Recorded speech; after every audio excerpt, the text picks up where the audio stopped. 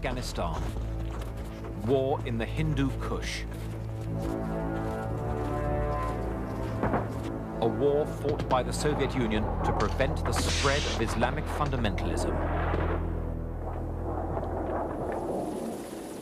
Like Vietnam, a conflict dominated by the helicopter gunship.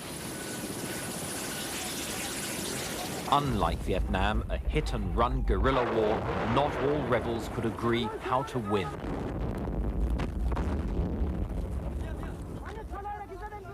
And one fought in often atrocious conditions for which the Soviets were untrained and unprepared. Afghanistan is a remote, landlocked country whose closeness to Iran's Islamic Revolution scared the Kremlin.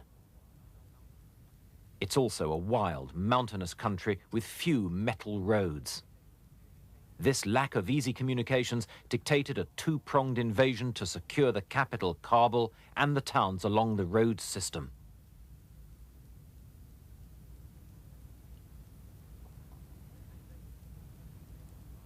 The invasion was personally supervised by Marshal Sergei Sokolov, the Soviet's deputy defense minister. Extensively experienced as a wartime tank general, he was a hawkish commander, but a conservative tactician who soon faced a federation of 24 major guerrilla groups. 1,800 T-62 tanks transported from the plains of Soviet Turkestan to the edge of the Hindu Kush Mountains. It's New Year 1980, and a Soviet army occupies a neighboring country. This was the limited contingent of Soviet forces in Afghanistan, the 40th Army, numbering 80,000 men now, but rising in time to 152,000, one-third the strength of United States forces at their peak in Vietnam. Over 2,000 armored fighting vehicles now began to make their presence felt on Afghanistan's few roads.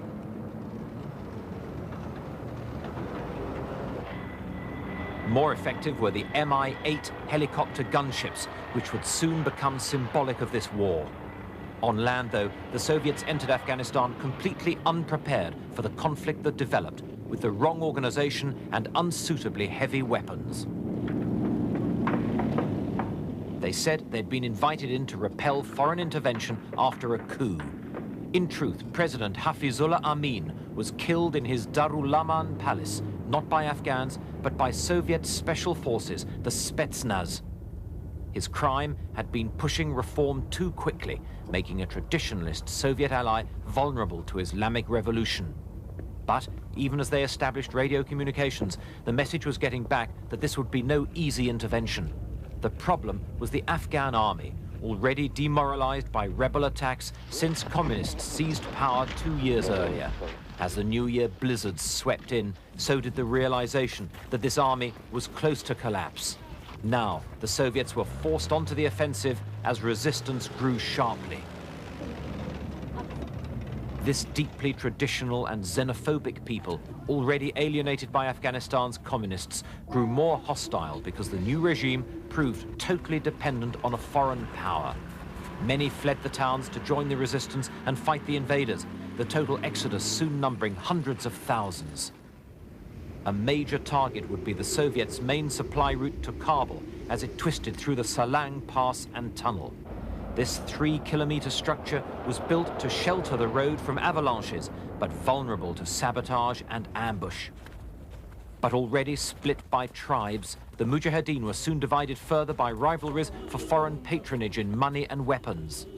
They began with rifles last used against the British a century before, Lee Enfields, some made in Pakistan.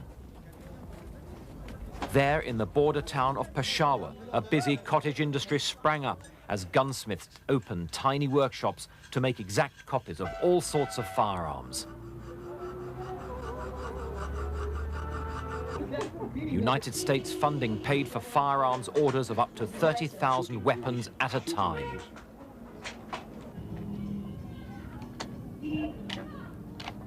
Salesmen eagerly demonstrated their copies of the British Sten gun, stored over racks of reproduction Lee Enfield rifles.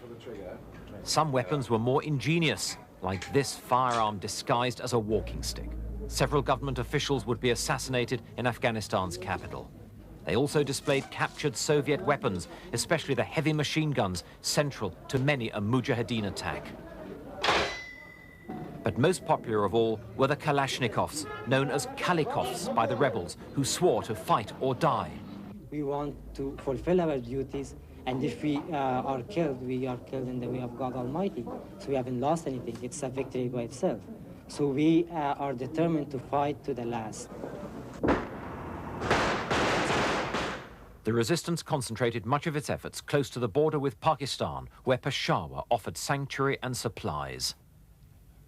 The Salang Pass and the Panjshir Valley saw concentrated action by mujahideen groups reinforced along several key border routes. In early 1980, the mujahideen resistance controlled 90% of the countryside, though popular outrage at the invasion provided more volunteers than they could arm.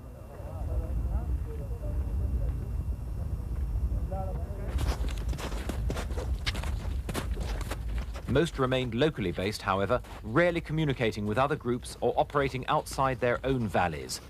The Dushmans, as the Soviets called the mujahideen, would be slow to develop sophisticated strategies going beyond simple hit-and-run tactics. Helicopter patrols were one hazard of infiltration in these border valleys. Skilled at evasion, these mujahideen could regard the interruption as a welcome rest on the arduous trek across the Kunar Valley. With no jungles or marshes to conceal movement, they took pride in their ability to melt into crevices in the craggy landscape. This simple craft gave them domination of the area. A Soviet armored patrol negotiates the rough valley road. Heavy armor frequently spearheaded divisional raids on rebel mountain strongholds, until the Soviets realized that they often lacked the gun elevation to engage the mujahideen, yet remained vulnerable to rebels' rocket-propelled grenades.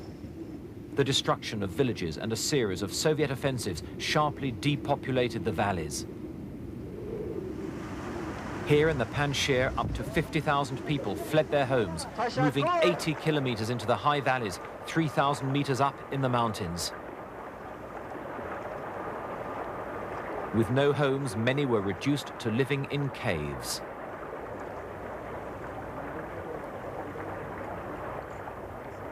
Mujahideen infiltrating along the river found that, with work stopped on the land, food supplies were badly disrupted. And they already faced natural hazards that divided Mujahideen groups one from another. The logistics of moving men and munitions under these conditions severely handicapped the ability of many rebel groups to stage sustained operations.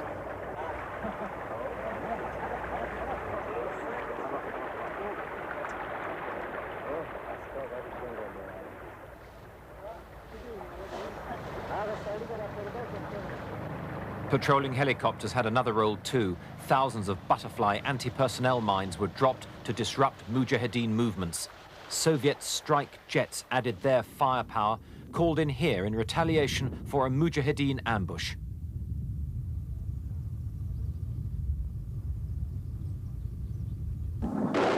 But it was usually the villages that suffered, not the rebels.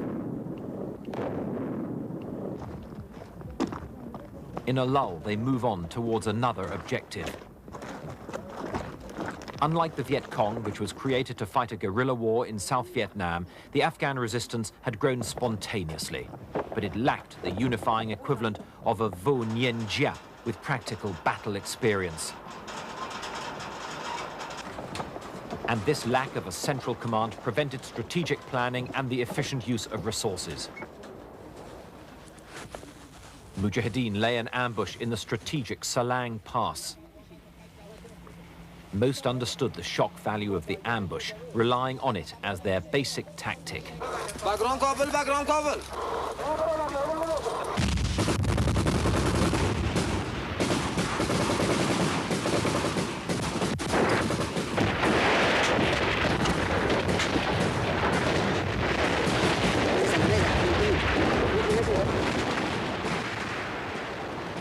They were reasonably good at this form of action, usually targeting oil convoys as they hurried south to Kabul.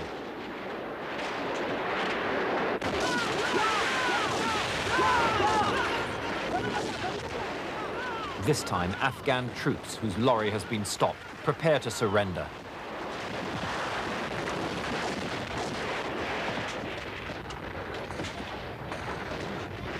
The mujahideen order them to throw down their weapons. A shaven head indicates a young conscript. If he doesn't join the rebels, he'll be escorted to a Pakistani refugee camp.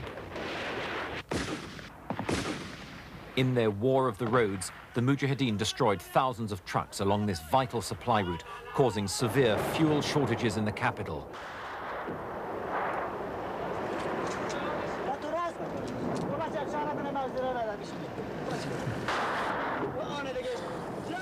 A glance at the instruction book and two rebels prepare to launch a rocket attack. In this most casual of strikes, rockets were aimed merely by being propped against rocks and fired by wires stuck to the casing with airstrip. This haphazard approach meant that sometimes the effects were simply a nuisance. 1, 2, 3.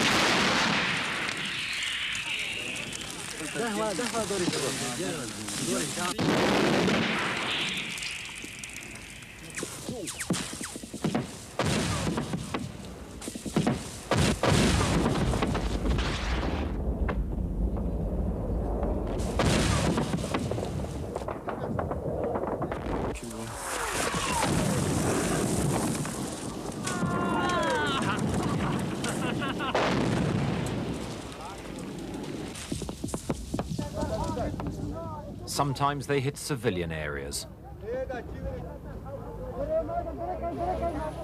But they also hit the airport, disrupting the Soviet Union's vital air links. And burning fuel meant that more convoys would have to run the gauntlet of the now infamous Salang Pass.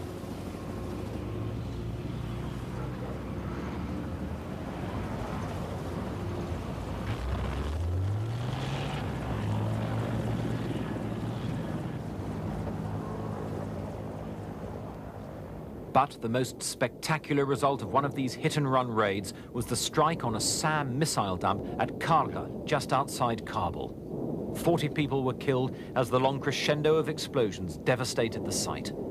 The Soviets denied it was the result of a rebel attack, but later took steps to improve security. After 20 minutes, the massive series of explosions grew to a climax. The approaches to Anava, an important Soviet Afghan base in the Panjshir Valley. It was from here that counterinsurgency measures were planned and carried out. Heavily bunkered, their defensive attitude soon became regarded as a drain on manpower, so Afghan troops were given a greater part as Soviet thoughts turned gradually to withdrawal.